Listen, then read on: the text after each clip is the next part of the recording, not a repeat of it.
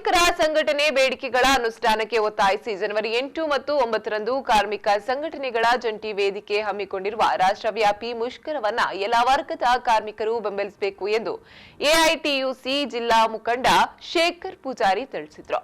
ಅವರು ಮೂಡಬಿದ್ರೆ ಬಸ್ ನಿಲ್ದಾಣಕ್ಕೆ ಆಗಮಿಸಿದ ಜೆಸಿಟಿಯು ದಕ್ಷಿಣ ಕನ್ನಡ ಜಿಲ್ಲಾ ಪ್ರಚಾರ ಆಂದೋಲನ ಸಭೆಯನ್ನ ಉದ್ದೇಶಿಸಿ ಮಾತನಾಡಿದರು। ಹಿಂದಿನ ಯುಪಿಎ ಸರ್ಕಾರ ಅನುಸರಿಸಿಕೊಂಡು ಬಂದಿರುವ ಕಾರ್ಮಿಕ ವಿರೋಧಿ ನೀತಿಯನ್ನೇ ಈಗಿನ ಎನ್ಡಿಎ ಸರ್ಕಾರ ಮುಂದುವರಿಸುತ್ತಿದೆ।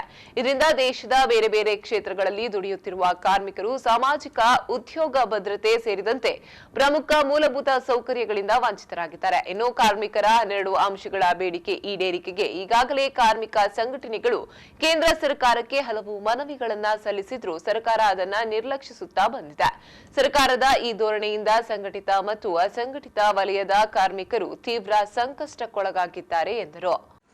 ಇನ್ನು ಬ್ಯಾಂಕ್ ಅಕೌಂಟ್ಗೂ ಡಿಜಿಟಲ್ ಇಂಡಿಯಾದ ಒಂದು ಪರಿಣಾಮವಾಗಿ ಇದು ನಮ್ಮ ಆಧಾರ್ ಕಾರ್ಡ್ ಒಂದು ನಮ್ಮ ಬ್ಯಾಂಕ್ ಅಕೌಂಟ್ ನೋಂದಣಿ ಮುಖಾಂತರ ಸಬ್ಸಿಡಿ ಬೂರ್ನು ಬಂತಾರೆ ಅವು ಬೂರ್ನ ಇಜ್ಜ ಏತು ಬೂರ್ನು ಬಂದು ನಿಕ್ಲಿ ಗೊತ್ತುಂಡು ಅప్పుడు ಇನಿ ಗ್ಯಾಸ್ ಸಿಲಿಂಡರ್ ಬೆಲೆ ಏರಿಕೊಂಡು ಇನಿ ಅಂತಾರಾಷ್ಟ್ರೀಯ ತೈಲ ಮಾರುಕಟ್ಟೆ ಒಂದು ಬ್ಯಾರಲ್ದ ರೇಟ್ 26 ರೂಪಾಯಿ 83 ಪೈಸೆ ಕಡಿಮೆ ಮಾಡಲ್ಲ 3 ಪೈಸೆ ಪೆಟ್ರೋಲ್ ಡೀಸೆಲ್।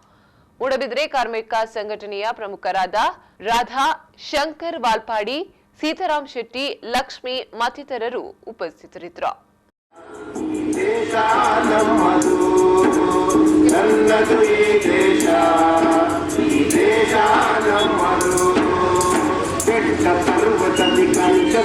ಮಹಾ ಚುನಾವಣೆ ನಮ್ಮ ದುಂಗುಡಿನಿ ಬರ್ಕೊಡು ಅವಳಿನೇ ಬೆಲೆ ಏರಿಕೆ ಕಡಿಮೆ ಆಗ್ತಿಸಿ